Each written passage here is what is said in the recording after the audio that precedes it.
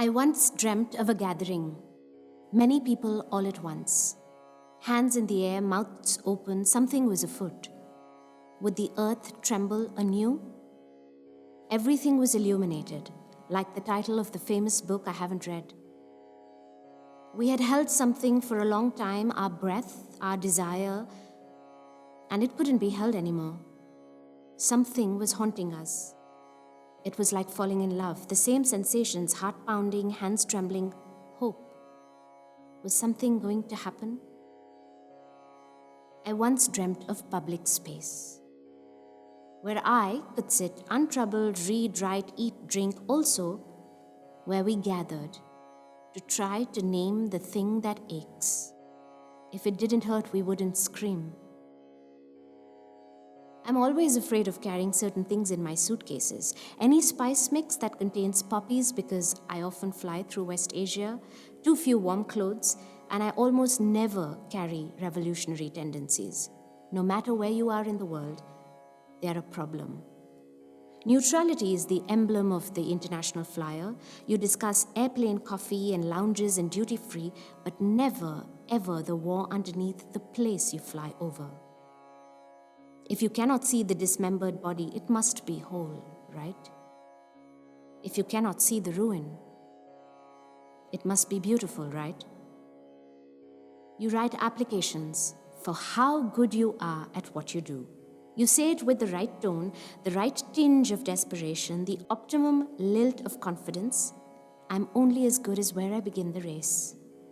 Enough longing for the first world to see your third world hard work. Not too much longing that it reeks of a possible future squatting. You're only a candidate for endowment when you won't take too much. My friend says she likes to look posh at airports, even if she's broke. She likes to look like she has it together, so they don't take her apart. Me, I like the friendly role. And I like to put on very basic makeup. Nothing fancy, just enough to appear I'm present. Dab on some lipstick, freshen your eye pencil, and apply a holiday vibe water-based cheek tint.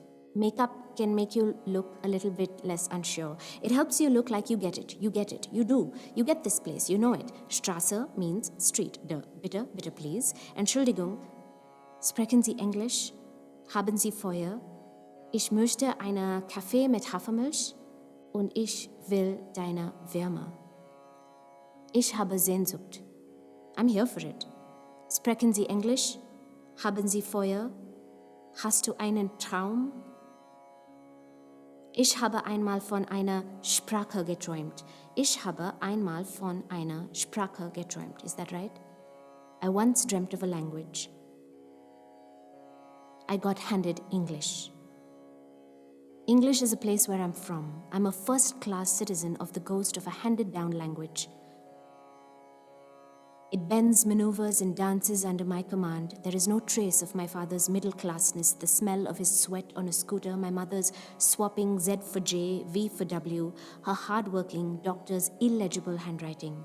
No imposter syndrome, no alienship, no flinching, no shame, until a person who speaks it better, English better, who'll deem your poetry basic, who'll have some imperceptible twitches at your accent, who will never, ever say but will always feel that yours is the English of the colored world. A second-hand inheritance. And you'll think, how is it an inheritance when it was an imposition? But you'll also defend the same inheritance by flattening the edges of your accent, suddenly spouting anglicized words and localisms you've never said before.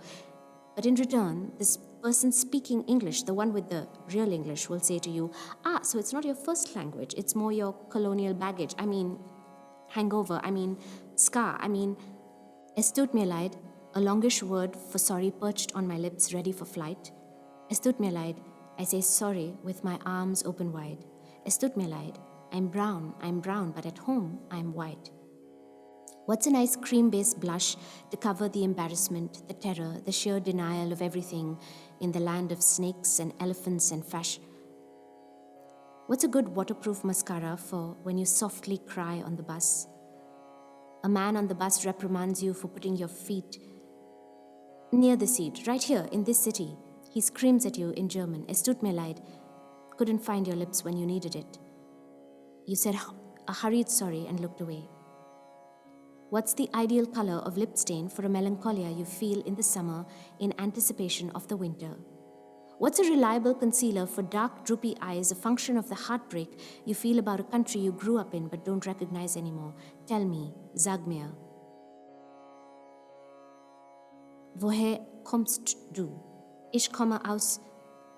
Ich bin von hier. I am from here. I am from the moment in which I am seen and sometimes not seen. I am from the moment between the opening of my mouth and uttering a sound. Cities live in rupture, someone proposed. I claim the rupture. I am the rupture, I claimed. I claim the rupture, I hold it close, I claim the fragment, I claim the breaking, the broken, the partially fixed. I claim the liminal, the in-between, what's between the snake and the elephant and the I claim what's between the skin and makeup, what's between the race and the running. I claim the loss that is transitory. I claim the joys that are sadnesses and the sadnesses that are angers and the angers that are eventually griefs. I claim grief and the not grief that must enter periodically, so I can also claim breath. I once dreamt of a sunset, so I claim the pina colada. I claim what is left of freedom and I dream of luminosity. I claim highlighter and bronzer and blush and gel paint, though I will admit it's very hard to get off. I claim perfume. Perfume is a thing of wonder to me.